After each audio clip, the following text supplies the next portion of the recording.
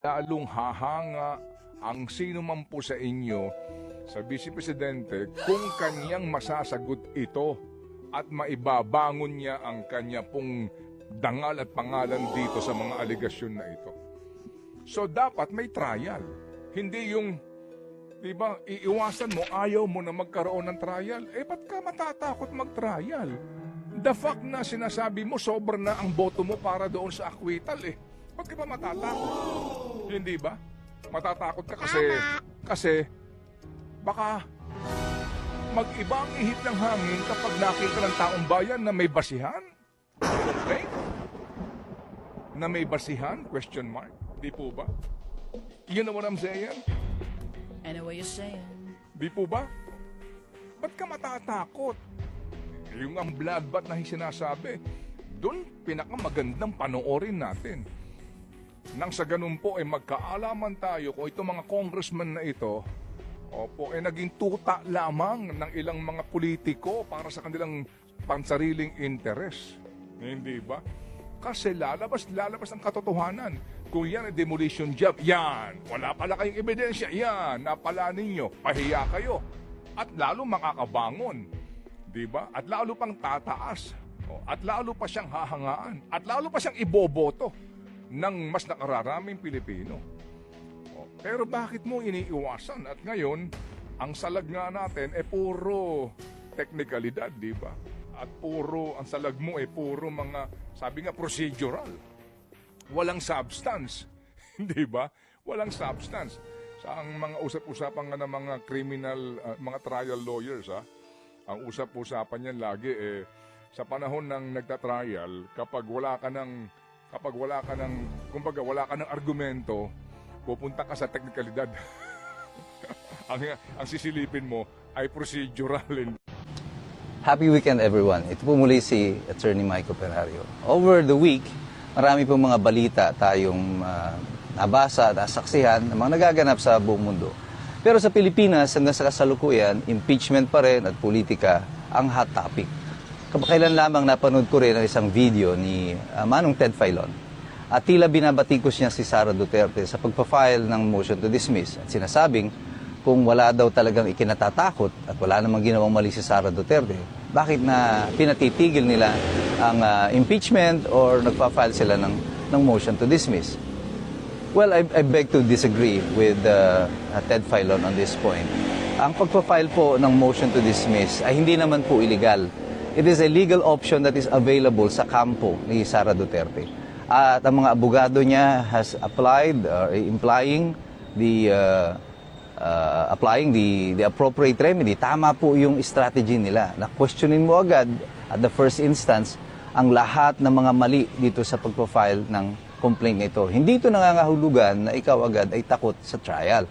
Ang ibig sabihin lang, kaya ka nag-file ng motion to dismiss, dahil may mga available grounds nga sa pag-file mo ng motion to dismiss. They can even question, as they did, yung issuance of summons. Kasi pag i-issue ka ng summons, ang Senado nag-issue ng summons against Sara Duterte. Pero yung complaint kung saan siya pinasasagot ay pinabalik sa House of Representatives. Iniremand sa House.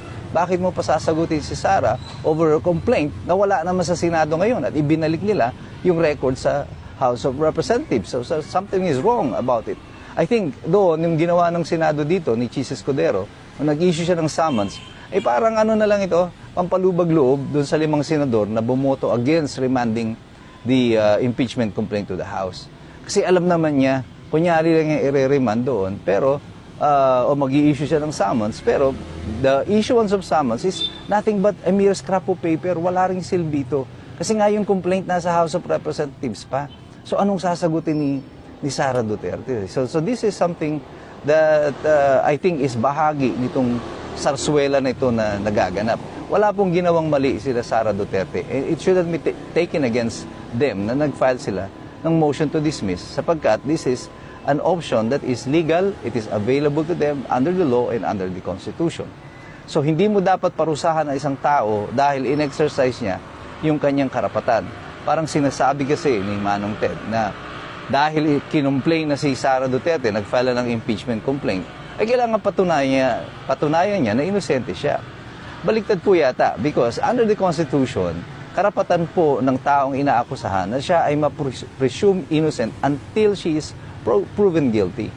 Sa sitwasyon po na ito, although this is not a criminal case, it is can be the source of a criminal liability. May kakaibang walang kaparehas kasi na proseso ang impeachment. That is sui generis nga ang tawag po dito. It is an animal of its own, of a different class, ang impeachment. Pero yung presumption of innocence still applies sa akusado. Yan ay si Sara Duterte. Hindi niya obligasyon na patunayan na siya ay inosente. Obligasyon ng prosecution na patunayan na siya ay guilty.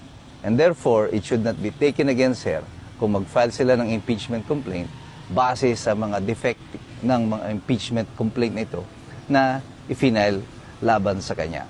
Para lamang pong itong halimbawa sa inyong barangay, merong kilalang adik dyan at saka magnanakaw na nasa lubong mo sa kanto. At bigla kang inakusahan, sinabihan ka ng, "Oy, ninakawan mo ako." Sasabihin mo, syempre, ba, hindi kita ninakawan. Wala kang pruweba ninakawan kita. At ang sagot niya sa'yo, patunayan mo na hindi mo nga ako ninakawan. Tama ba yun? Sa isang ordinaryong mamamayan, makikita na agad niya na merong something is wrong about that logic. At ito po, with due respect to Manong Ted Filon, isa nga sa hinahangako ng mga kolumnista, broadcaster, at media man sa kasalukuyan, I think he is mistaken na ipinapasa niya kay Sara Duterte yung obligasyon na patunayan na siya ay guilty. Sa example na binigay ko, na ikaw ay inaakusahan ng isang adik at magnanakaw, biglang naging obligasyon mo na patunayan na ikaw ay inosente. Hindi ba't dapat siya muna ang magpatunay na ikaw nga ay nagnakaw sa kanya? Hindi porkit may sumigaw ng magnanakaw, ay may nanakaw nga.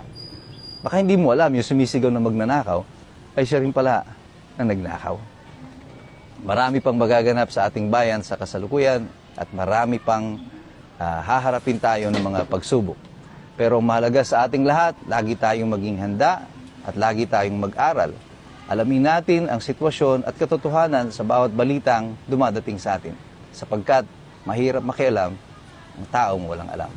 God bless you, God bless us all, at mabuhay ang Republika ng Pilipinas.